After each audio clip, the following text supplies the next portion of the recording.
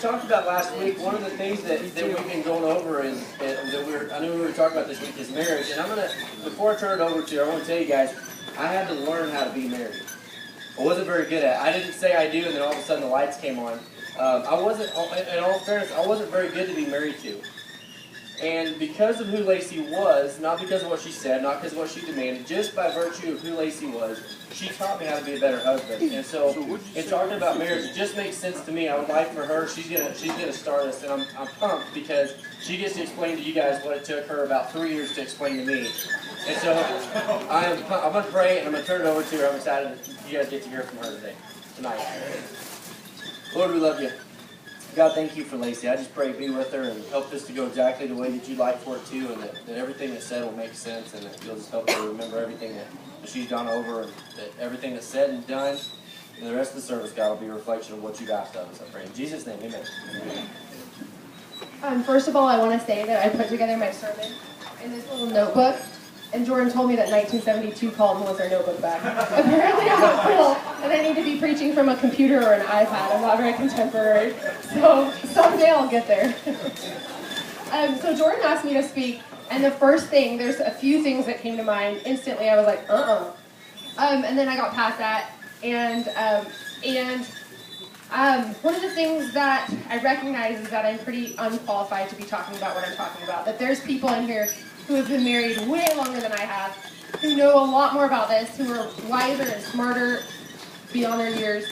And what I want to say is I can learn from you guys, and there's a lot of young people in here who need mentors, and I would just encourage you guys to pair up with someone who can learn something, because we all need a mentor. So I just want to recognize that. I don't have it all figured out, and I still have a long ways to go. One of the things Jordan and I have valued more than anything in our marriage is a word called peace. We run everything through a filter of peace. And it was funny that I prayed about what I was going to talk about, and the word that he gave me was comfort. And I thought, that's pretty fitting because I feel pretty uncomfortable with it. And then I thought about it more, and I thought, marriage is pretty uncomfortable, really. And really living for God is pretty uncomfortable. In fact, there's nothing that he's ever asked me to do that has been comfortable. It's everything that's been worthwhile, everything that has been in the pursuit of God has taken me out of my comfort zone. So I thought, well, that makes sense. We'll talk about that. And so we're talking about peace, and it's fitting because the other day, about 3 nights ago, I get a phone call from Jordan. They've been out rodeoing, and I get a phone call that says, hey, man, we're tired, and we need to take a shower, and we're hot. We'd like to turn on the AC. Hey, where's my generator converter? And I'm like, oh, I'm looking at it. Sorry, guys. And I get this message, and I'm like, oh man, I'm scrambling. I'm like, guys, oh no, I'm so sorry. And I get this message, and it says, Lacey, I'm choosing peace. I took it. I took it out. It didn't even slip my mind. I actually took it out and didn't put it back in. And I get a message that says, Lacey, I'm choosing peace. And I was like, no, that's the worst text message in the world to get. And so it dawns on me, just when I kind of think I have it figured out as a wife, then another challenge comes along, and I goof it up all over again, and we have the challenge of, do we choose emotions, or are we going to choose peace? Do we choose what's comfortable, which for him probably would have been yelling, or probably like a little hate text message, and instead he went out of his comfort zone to pursue peace, in the middle of being uncomfortable, probably fairly uncomfortable. Sorry, Abe, sorry, they were with us. And what you guys don't know is that McKinnon cut his finger, and he had to go to the hospital and get his... So no, but he's okay. He's very okay. Poor McKinnon. He's really tough. He really is. Trust me. And comfort is not the same as peace. And what this world kind of tells us is that we need to pursue comfort. And what that says, what that looks a whole lot like in marriage is you need to just get used to it. This is who I am. Get used to it. And this is something my grandma said. She said, marriage is one of the toughest jobs you'll ever have in your life. Boy, is she right. I'm just kidding. And you have to pursue it with direction and intent, otherwise, basically, it's just going to eat you alive. And the world's going to swallow you up. My grandpa said this, and I thought it was interesting, and you guys cannot hold this against him, because if you do him, he is such a character, and he will just say whatever's on his mind. And he said to my mom before she got married, my cousin's back there, he knows. He said, Dana, please don't be one of those girls who gets fat when she first gets married. And I'm not trying to step on any toes. But it intrigued me, and I researched researched it, and I found out that in the first year of marriage, 22% of women gain an average of 22 pounds in their first year of marriage. And what's interesting about that is when they were polled, about half of them accredited it to the fact that they were comfortable with their spouse. Comfort and it's not about weight gain. And I didn't even bother to poll the guys. I should have done research on the men because it was probably somewhere in that ballpark. But what I'm trying to say here is it's not about weight gain. What it's about is this attitude that the world tells us that says, this is just who I am and you need to deal with it. And in marriage, we need to go past that and we need to pursue that. It's not about comfort, it's a job, and you've got to pursue it with intent and purpose and sacrifice, or you're never going to get where you need to go. Matthew 5:9 said, "Blessed are the peacemakers, for they shall be called sons of God." And that verse would be a whole lot easier if it said peacekeepers, but it says peacemakers. And the thing about making peace that we find when we fight wars and we send soldiers off to die to make peace is that making peace can be pretty uncomfortable sometimes. Peacekeeping is easy. It's easy. Peacemaking is difficult, and that's what God says to pursue. Sometimes it comes at a cost. It usually comes at a cost. Here's the story of our relationship. Basically, we were two independent people who had come to very independent, who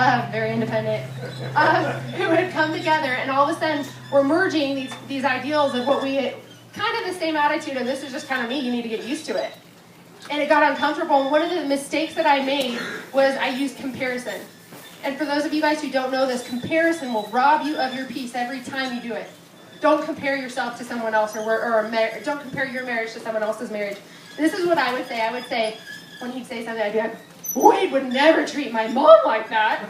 And I'd say, my grandpa would never talk to my grandma like that. Who do you think you are? I don't have to put up with this. And there was times I thought, boy, that's it.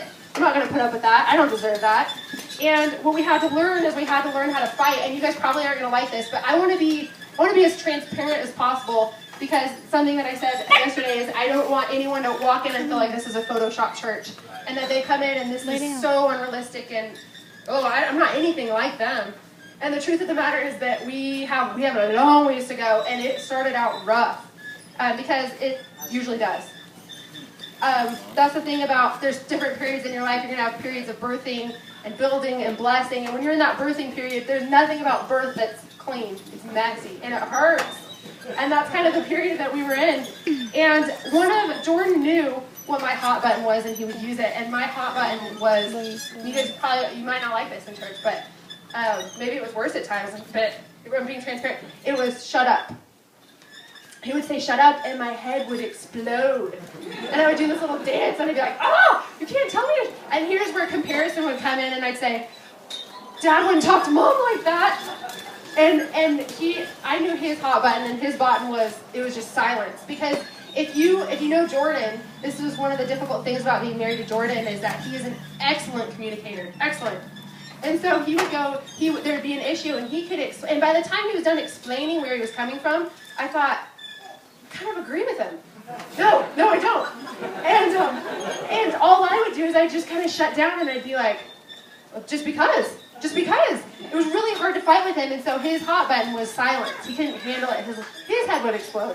And he'd be like, no, we need to talk. And I'd be like, oh, no, I'm good. What we had to learn ultimately was that for this to work, we had to devalue our own opinions. You have to put the relationship before any fight. There's no fight that is worth the price of your relationship. And so I heard this. It said success rarely shows up with one sacrifice. It comes from a lifetime of sacrifices. Love that. If you want to get to where you're going, you've got to pursue a lifetime of sacrifices. And it's an effort. I love his Uncle Randy said this. He said, and this has to do with comparison, he says, and I was comparing myself to people who had been married, when I talk about my mom and my dad and my grandparents who had been married 30 to 50 years. And his uncle said this, he goes, if you want what I got, do you want to go where I've been to get it? And I love that. And I'm comparing someone who's been through, I don't even know what to get where they've been. There's no way from where I am, I can look in at where they are and go, yeah, okay. It took a lot of work to get there. And so that goes with comparison. Our pursuit of peace is this. Looking at Jordan, I would make him my God. And when he would mess up, and I see a lot of young families coming in, and I see a lot of men coming in and trying for the first time and maybe for the 5th time. And they're really making a step in the right direction. And I feel like for the women, it should come with a warning sign that this does not get easier for you guys. It requires more from you guys. It doesn't mean that the men are going to have it all figured out because they're making that step and that all of a sudden, they give their life over to God. It means that this requires you to step out of your comfort zone and pursue this journey with him. And it's uncomfortable. Because, let me tell you why, this is what I did. I would say things to Jordan like, I thought you were a Christian. You can't say that. Does your dad know that? Oh, and I'd get so mad because I thought, here you are, you've made this stand, and you're supposed to be the leader of our family, and you're talking like that, or you're doing this, and really what I was doing by doing that, I was making Jordan the God in my life. What I figured out is when I make God my God, that it doesn't matter what he does, he can do this, and it won't affect what I do. I had to learn not to be a sheriff. I was his accountability partner. And most importantly, I had to learn that I had to be okay. And women, you have to be okay with them never getting it. It's not your job to fix them. It's God's job. You just got to love them. They may never get it. Hear that? I've said it.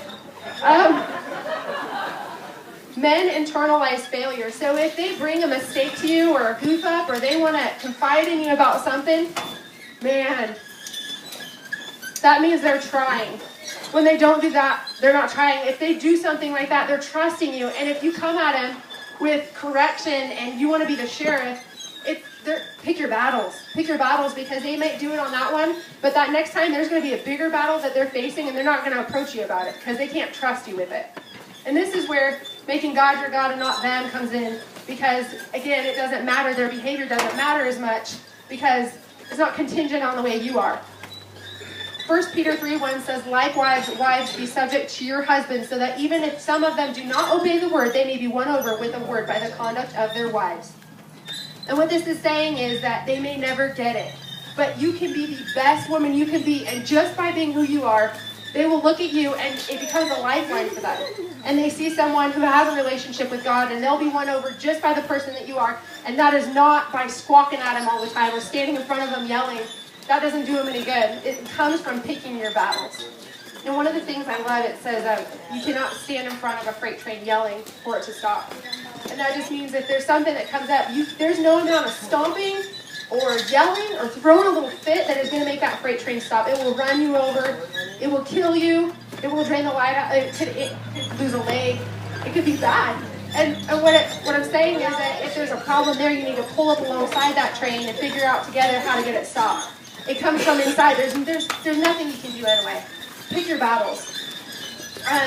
God has placed you in such a position as this. Here's what the Bible says. The Bible says that while we were yet in our mother's womb, he wrote a story about our life. And that doesn't mean that he looked up and he was like, oh no, you're not supposed to marry her. It means that he wrote the story and he wrote it knowing that you were going to marry whoever you were going to marry and that was an intricate part of their story and your story combined. And sometimes I just want to say for any woman who's out there and she's fighting with, I'm not using this as an excuse if you're in an abusive relationship or a relationship where there's moral decay, anything like that. I'm saying get a hold of God because sometimes what God will do is he'll allow your husband or he'll allow your spouse to hit rock bottom so he can finally get through to them. And you got to get a hold of God because that doesn't always mean just being the punching bag. So, okay. Can I say that? Okay. So I just want to talk about the story of Esther. And I've read Esther a lot, and what I found is she's so incredible that they gave two women in the Bible, their own book, and she's one of them, and I get it. I see why. She's phenomenal.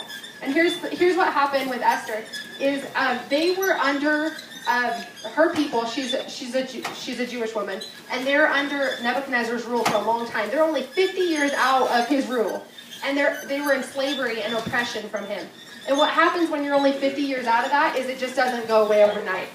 Hatred doesn't go away in a couple of years. It's bred into people, and it's been 50 years. And so what's happening is in this land, there's this whole anti-Semitism movement going on. People hate the Jews. And she just happens to be a Jew. And she's a girl whose parents died when she was young, and her uncle Mordecai took her in and raised her as his own. And so here's this king, and he's the king of Persia. There's 127 provinces. It's a huge kingdom. And he takes her in, and he says, well, what he's going to do, he actually banishes his first wife because she wouldn't obey him. So here's this guy, and he's a hard guy to get along with, and she doesn't listen to him, and she probably did the right thing. She kind of took a stand, and he said, get out of here, don't come back. And so he sends out this mass search for his new bride, and Uncle Mordecai says, this girl, she stands a chance. She's got a call in her life. She's breathtaking. He'll love her. And it doesn't say all of that, but you get it. And so he takes her in, and instantly he calls it off, and he says, she's it. Yeah, I found my queen, and he marries this girl, and she becomes queen of Persia. So the king has this, basically his right-hand man, and I want you to think of this guy as, he's basically Hitler. And for those of you guys who know, history repeats itself. This is nothing new under the sun. He was about to do exactly what Hitler did, however many years ago. He was the king's highest ranking official. He was his right-hand man, and he devises a plan to exterminate all the Jewish people, all of them.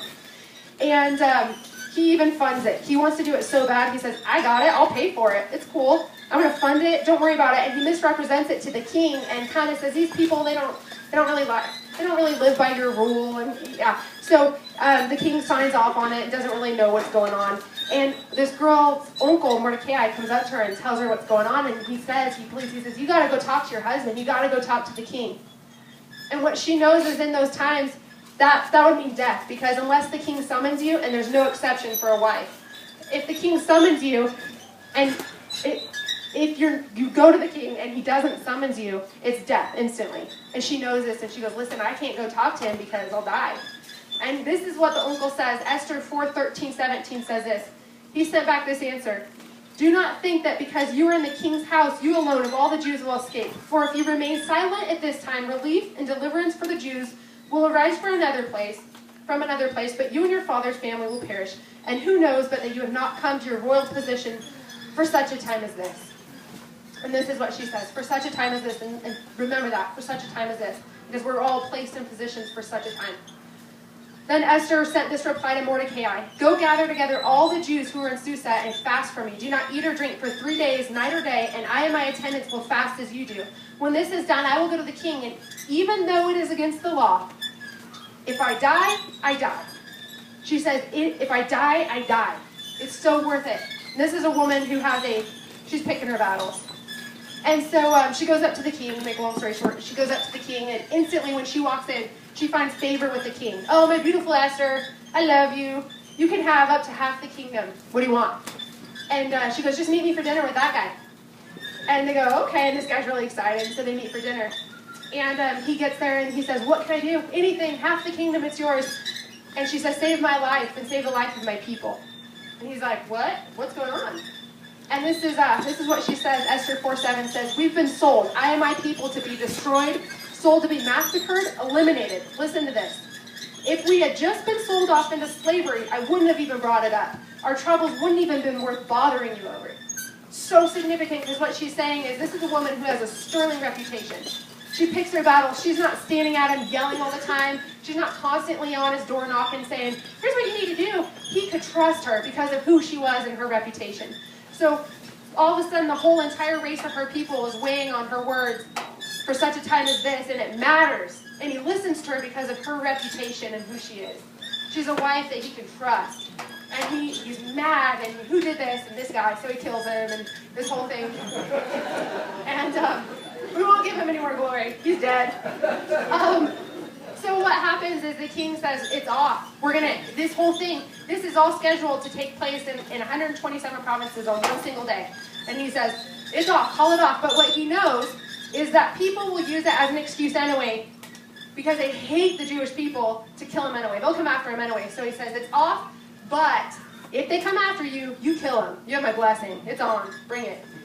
And they do. They come after him. And this is what happens. Esther 9:16 says, meanwhile, the remainder of the Jews who were in the king's provinces all assembled to protect themselves and get relief from their enemies. They killed 75,000 of them that day. 75,000. And this is what happened. This is what I believe. I believe that Esther, she picked her battle. She's an incredible woman. She was designed for such a time as this. And not only did her husband trust her, God trusted her. And so I know there's all these people, these Jewish people who have been oppressed for years. And all of a sudden they're praying. You know they've been praying this whole time. God, help us. Free us from our oppressors. Help us. And he goes, I got something. And here it looks like, when you read through this, it looks like she's just saving them from certain death. And really God says it's so much bigger than that. I'm going to use this girl. And I'm not only going to save you from your death, I'm going to free you from your oppressors. Because of who she was. Women, I just want to say, be someone that your husband can trust. If they come to you with struggles, if they come to you with things, be someone that they can trust. What they do shouldn't affect the type of person that you are in the relationship that you have with God. You can be someone that they look at and they learn from. I'm going to hand it over to this guy.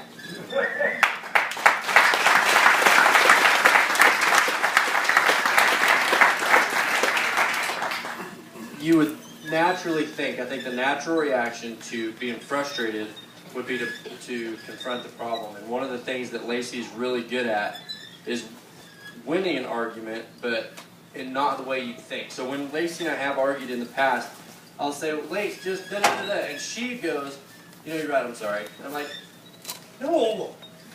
I was all prepared to argue. She's like, no, you're right, sorry. It's unfair. It's completely unfair. And when she says that she chooses her battles, it challenged me. You don't want to always be the one that's griping and complaining. You don't want to always be the source of frustration. And by exhibiting what she exhibited with, it's not that important. I'm going to let you and God figure it out. It challenged me to be better. It challenged me to do the same thing. And I got to learn how to pursue peace. Real quick, I don't want to re-preach what she's already said, but Matthew 5:9, as she read, it said, blessed are the peacemakers, for they shall be sons of God. I think as people, there's a few areas we get that wrong. We go to one extreme or another, and one of the things that I see so often is that we decide that peace is important, that we want to get along, and to the extent that we don't bring up hard problems. We don't want to address hard things. We don't want to address if something's wrong. And what happens, I heard a guy say one time, people brag on being married for 30 years, when in reality they've been married the same year over and over 30 times. One of the things that can happen is you sweep things under the carpet, you pretend like it's not there, and that I want to be clear, that's not what being a peacemaker is about. If being a peacemaker was just about ignoring problems, how hard would it be? To be a peacekeeper is something completely different. Ephesians 4:25 says this, it says, therefore, each of you must put off falsehood and speak truthfully to your neighbor, for we are all members of one body. What it's saying is if something comes up, how can I say that somebody's my friend? How can I say that I'm somebody's friend if something comes up and I don't have the ability to go visit with them about it? The people that I feel like I'm the closest with are the people that I can bring up tough subjects with, or bring up things that are hard, or bring up those, hey, we gotta talk. This is gonna be tough, but we gotta talk. And the Bible explains how to do it right here. Verse 26, it says, in your anger, do not sin. Seems really easy till you're out in the middle of an argument and you just want to pin somebody's head off. When you're having that moment, you're like, you are an idiot. In your anger, don't sin. Don't let the sun go down on you while you're still angry, and do not give the devil a foothold. Lacey said one of the things that we've done is pursue peace. It's put peace. Not a gopher. Gopher's wearing glasses now. One of the things that we've been challenged to do is to take peace, to understand the role that God has asked us to put peace at the very top of our marriage. In the top of our relationships, one of the common filter that we run everything through is peace. It's the most important thing. So if there's an argument, that's fine, as long as peace is more important than the argument. As long as peace is more important than the frustration, as long as peace is more important than the opinion, and here, I'm going to get to that in a minute. Peace gets thrown aside all the time, and you see people sweeping under the rug sometimes, but what you see oftentimes is people just ignore peace. You get into an argument, you get into the situation, you get mad enough, and if that person's wrong enough, and if you're right enough, you know what, peace, you're going to have to just wait a minute. I got to deal with somebody here. Romans 16, verse 17 says, now I beseech you, brethren, this is the Bible. Before I say this, understand this is not my opinion. This is not why I think peace is important. This is the reason that I think peace is important, because it's based on something bigger than me. If the Bible says it, good enough for me. So the Bible says, for those that cannot figure it out, for those people in the church that continually set peace aside, for those people in the church that are constantly causing problems, for you guys that don't know, in a church, all of the problems will generally filter through about 3 or 4 people. It either starts with those people, or it finds its way to those people.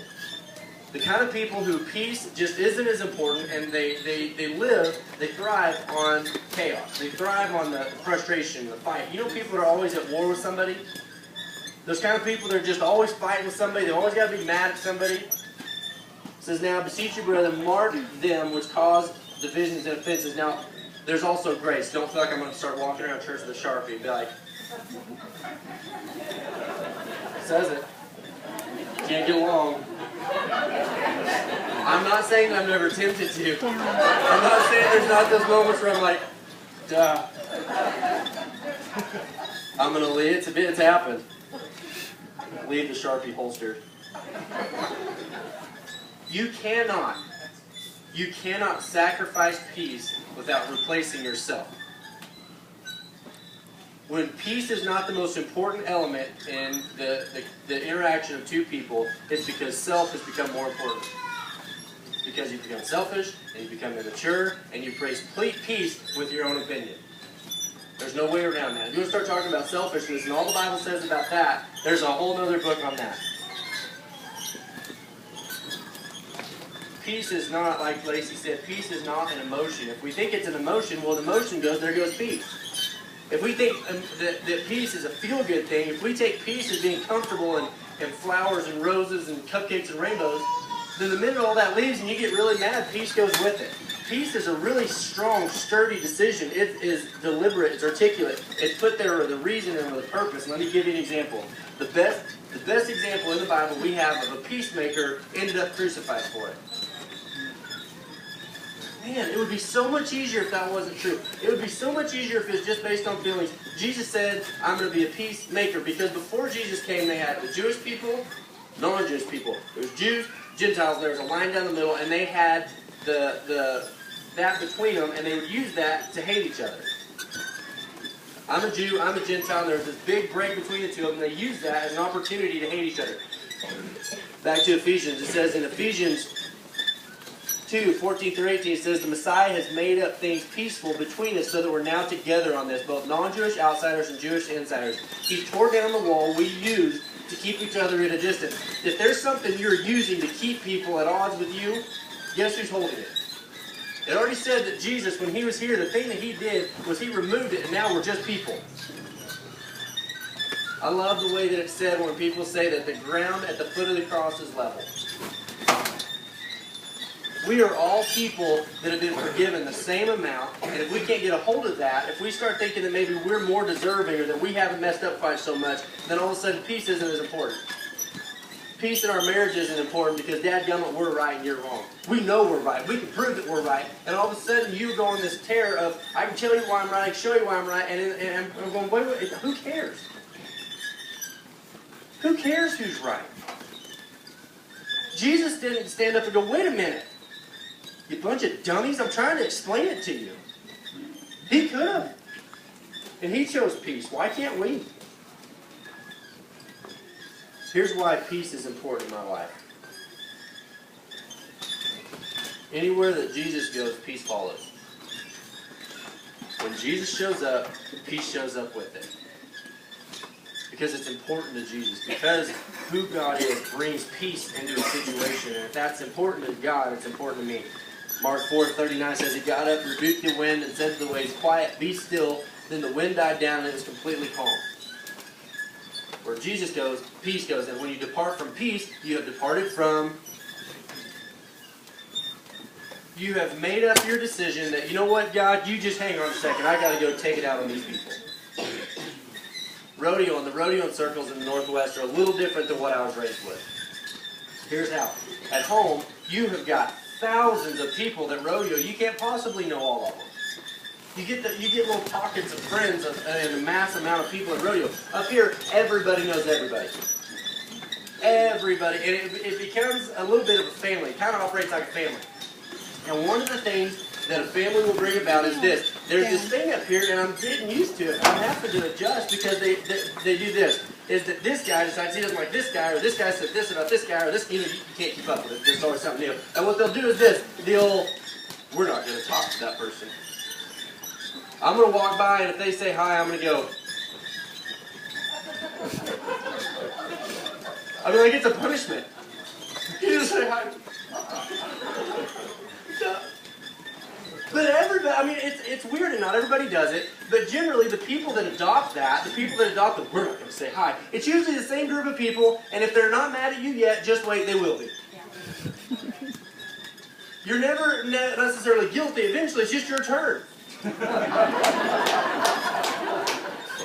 I'm convinced it might be something as simple as, I haven't been mad at Jordan yet. I hate that guy. And it's so awkward because you're going to see them. You're going to see them everywhere. It's not like you're not going to see them. And they take this idea of like,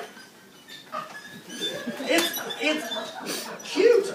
You kind of just want to pick them up and hug them. So here's what I've done. And I would like to tell you it's all because I'm spiritual and I'm really mature. It's not. Sometimes I do it just to get there and go, I say hi to everybody. Everybody. Even the people that I know don't care for me, I will walk by and go, hey, how you doing? Stop it! You're playing it right. You can just see it on their face. They're like, no! And I don't say it. Here's the key. I don't speak to people because they've earned it. Please don't miss this part, as silly as this is. I don't say hi because they've earned it, or they are worthy of it, or because they've done anything right. I say hi to people because it's who I am. God has challenged me to be a person that I'm accountable to Him to be. If God were to show up and go, why didn't you say hi to so-and-so? Well, because he's a jerk. I would be embarrassed. Like, if you break it down to that point, God goes, why didn't you say hi? Because you didn't.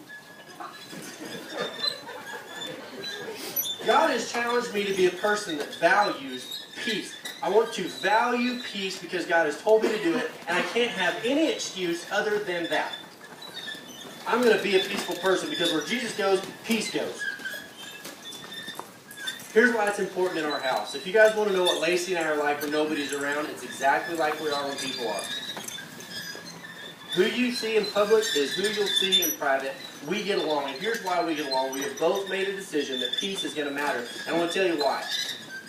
Because if the Spirit of God values peace, then where Jesus goes, peace goes, and that means if I'm living in the will of God, if I'm where God has called me to be, if I'm where I'm supposed to be, that means I'm going to have peace. Meaning, I need to be familiar with peace because it tells me I'm where I'm supposed to be.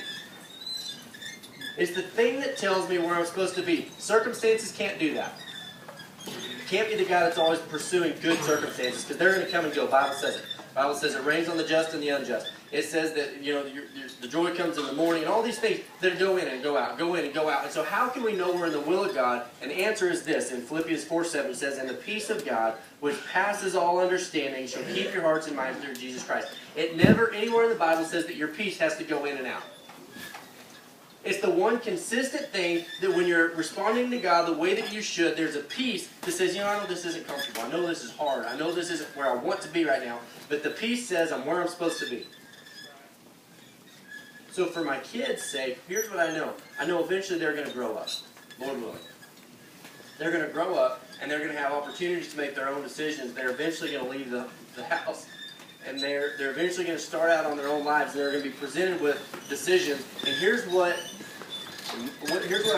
I am fiercely defending in their lives, in the lives of my little girl and my little boy. I am fiercely defending that when they get to that opportunity and they respond correctly to God, the peace that God puts on them is familiar. There's a familiarity there that says, hey, I know what this feels like. Hey, wait a minute, I know. I may not know a lot, but I know I just made the right decision. Can't be based on circumstances. I can't tell my kids, hey, if it's easy, you're doing it right. Can't follow your feelings, but if they can be people who value peace, then they will learn to respond correctly to God. That's important to me. That's worth me being right and setting down my opinion and deciding to get along. That's worth it for me when I pass some knuckleheads up here that just want to be dumb all the time. It's worth it for me to say hi to because I want my kids to see it. I want the people around me to see what peace looks like so that as peace begins to develop in their life, they know when they've responded to God correctly. And here's what I know, and I'm about done. I know that not everybody has been raised in a household that exhibits that sort of peace. I know I was. When I got married, I still didn't know how to create it. I think maybe foolishly I just thought it just sort of happened, and I had to go through a period of learning how to do that. But because my wife knew how to do it, because my wife valued it, because my wife chose her battles and was a person that I could watch and learn from, then it became something that happened in my house. So what I'm saying is this: it doesn't matter if you're raised in a house with peace or not. It helps. It does help. It's a huge advantage, and parents, please don't undervalue that for your kids. But for you guys that haven't seen that exhibited, that haven't seen that played out, if you will become the person that responds to God, you can have the same effect in your house that my wife had in ours.